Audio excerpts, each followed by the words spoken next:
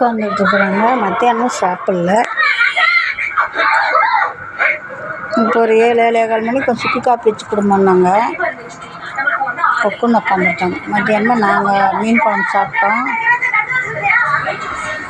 வேண்டாமான்ட்டாங்க. தோட்டை பார்த்த மாதிரி கொஞ்சம் போட்டு கண்ணு வெளிச்சம் தெரியல.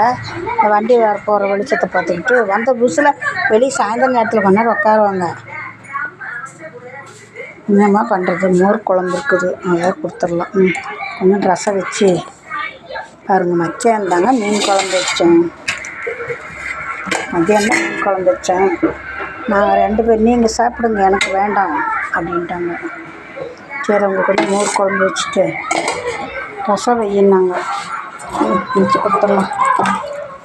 கஷ்டமாக இருக்குது. அவர் நுரையெல்லாம் எடுத்து வந்துருந்தா அது எப்படி நுரையில மட்டும் சாப்பிடுவாங்க?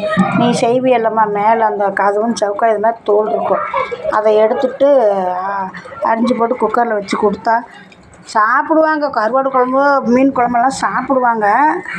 அது அவங்களுக்கு இப்போல்லாம் நினப்பு இருக்கிறதில்ல. சாப்பிட்டாலும் அது என்ன குழம்பு சாப்பிட்டோன்னு நினப்புறதில்ல.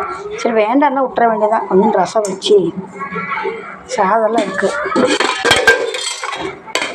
சாதம் இருக்க ரோஸ்ட்டுக்கு வேறு பரட்டி வச்சுருக்குது. அது சாப்பிட மாட்டாங்க.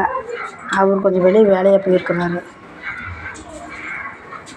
சரி வேண்டாங்கும்போது என்ன பண்ணுறது? சாப்பிட்லன்னா கஷ்டமாக இருக்குதுப்பா. பாய். செஞ்சு கொடுத்துடலாம். 8:30 சோறு போட்டு சாப்பிட்டு நேரமாக தூங்கிடுவாங்க.